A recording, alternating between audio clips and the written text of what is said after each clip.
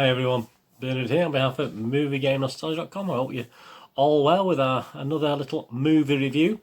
This is for a film called Don't Let Them In. Please, if you're new to the channel, push the subscribe button, that'd be great. Tell your friends, please, more the merrier, and push that notification so you know these little information vlogs, movie review vlogs, TV drama review vlogs are coming out, poster reviews. We do little poster specials as well from time to time, and quizzes, we do quizzes as well, so from time to time, although I'm due to do one actually as I'm recording this. I've not done one for 3 or 4 weeks, so I'll have to think about that in the next few days. Right, yes, Don't Let Them In. 81 minutes. It's a British one, this. What we call now, obviously in the old days, would be a B movie, wouldn't it? This is, I just call them backup titles, that's all these are at the moment. And a lot of these I don't bother doing reviews on because they're not really worth it. But it had an interesting sort of information on this one, so I thought I'd give it a go and see what it's like.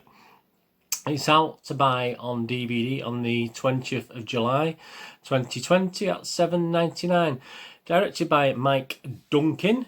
It's classed as a home invasion, but it's not really a home invasion as such. Well, I suppose it is. It's, you know, they do try and get, there's not much invading going on.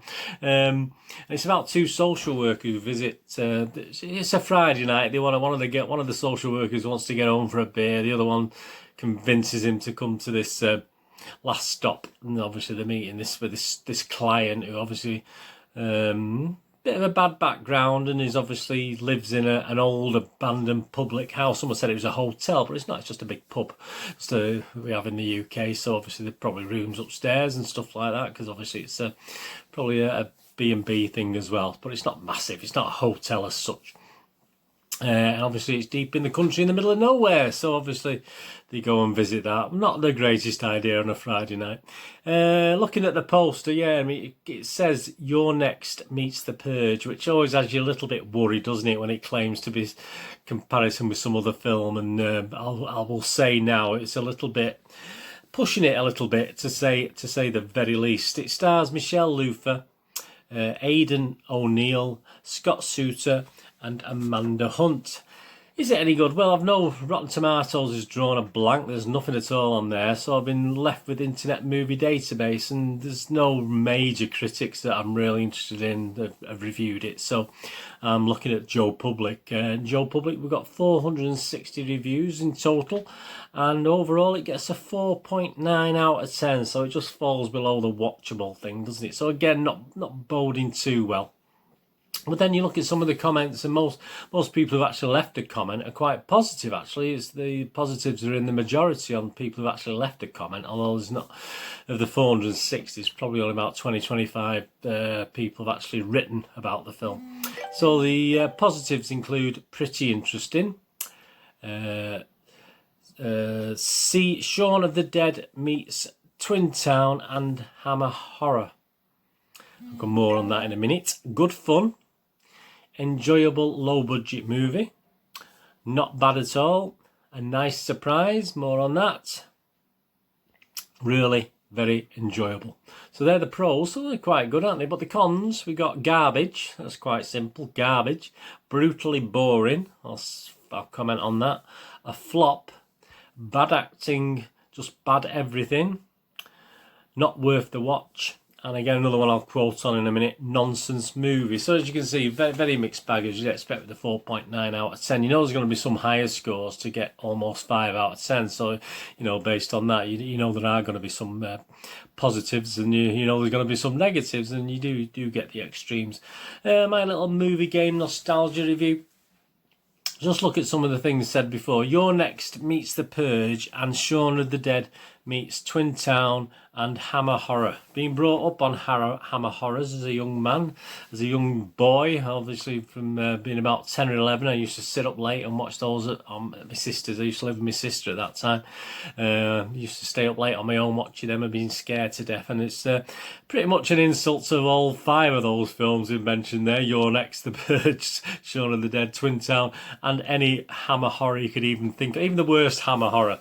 It's probably a bit of an insult too, to be honest with you. But having said that, I mean, it's not a total disaster. I mean, it's if you go on to the next comment, which was obviously low budget. Yeah, it is low budget, and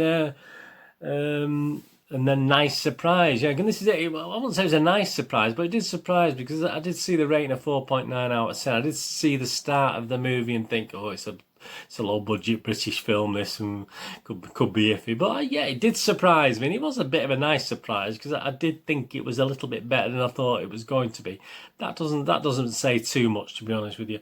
But obviously comments like brutally boring. Well, I don't agree with that, actually. I don't think it was brutally boring. I thought the two main characters, played by Michelle Luther and Aidan O'Neill, I quite like them, and this is it. If you invest in the characters, then I think you're off to a good start. And I really wanted to see how the thing progressed and what they got up to. So I wasn't actually ever bored, even though obviously it was a good perhaps 30-40 minutes before anything really significant happened, probably in the film. But no, I wasn't bored because I did invest in the characters. I want you to invest in the characters. You have an interest in what's going to happen to them. So I can honestly say I did that.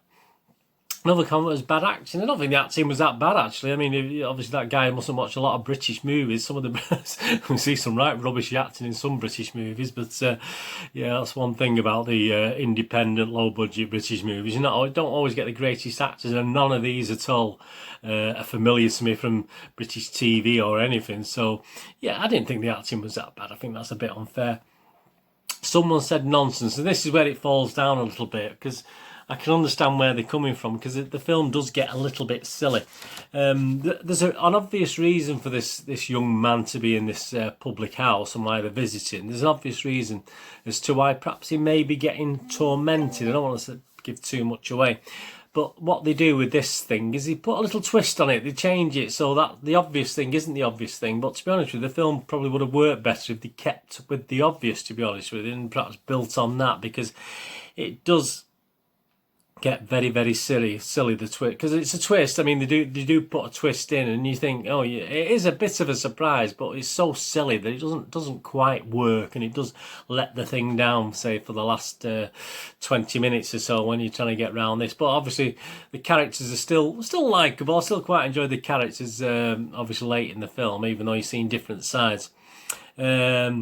And yeah, better than I thought, because obviously I didn't expect much. So yeah, it was better than I thought. But that silly plot ruined it a little bit for me. You'll get the, if you do watch it, you will understand what I mean by that. It just did ruin it a little bit. I think they should have concentrated more on the original storyline and just develop that, and it would have been a lot better.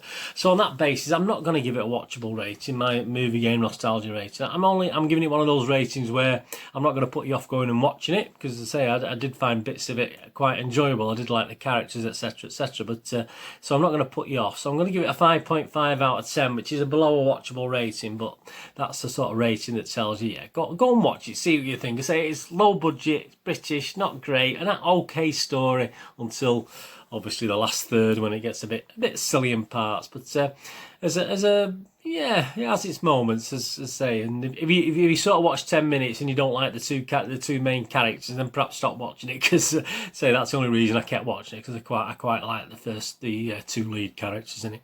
Yeah, so I'm going to get 5.5 out of 10. Before I go, just have a look at that poster there, and you know, like I'll have a little thing now where I do that poster. Not a bad poster, is it? I mean, it might tell lies. You know, your next meets the purge. You might have a bit of fib, but that doesn't do any harm to the poster. Actually, it makes the poster a little bit better. I quite like that poster.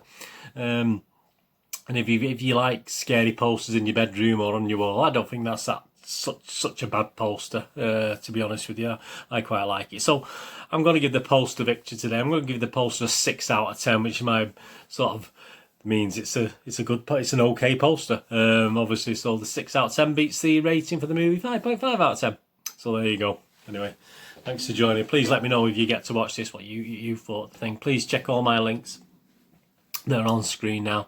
If you're not really into Twitter and you're more into Facebook, I am on Facebook at Bernard Deneen. So if you just type in Bernard Deneen and friend me on there, I'll friend you back if you'd have to friends. If you don't want me to friend you, I won't. But obviously, if you friend me, you will, won't you? So please check that out, and please check my little website, moviegamenostalgia.com, out for old and rare DVDs, movie posters from the 90s and 2000s. I don't have this one, unfortunately. I don't have newer posters, just movies from the 90s and 2000s. and board games on there as well. So if you can have a look on there, it helps my little footfall and Google Analytics and all that sort of palaver, gets you up the ladder on search engines and stuff like that. So even if you don't buy anything, if you follow one of my links or a couple of my links, do it one day and go back and do it the next day for me. That always helps me out to get more hits and stuff. So much appreciated. Anyway, thanks for joining me. Don't Let Them In. It's 81 minutes horror that's available to buy from the 20th of July 2020. So if you watch it and you like it, you can own it at $7.99, so cheap as chips. Anyway, thanks for watching. I'm going to do the rest of the day. Have a great one. Look after yourselves, look after your friends, look after your family. Let's all look after each other. And hopefully you'll join me again very soon for another movie review, TV drama review, or some other information vlog. So Bird is saying goodbye for now. Bye-bye.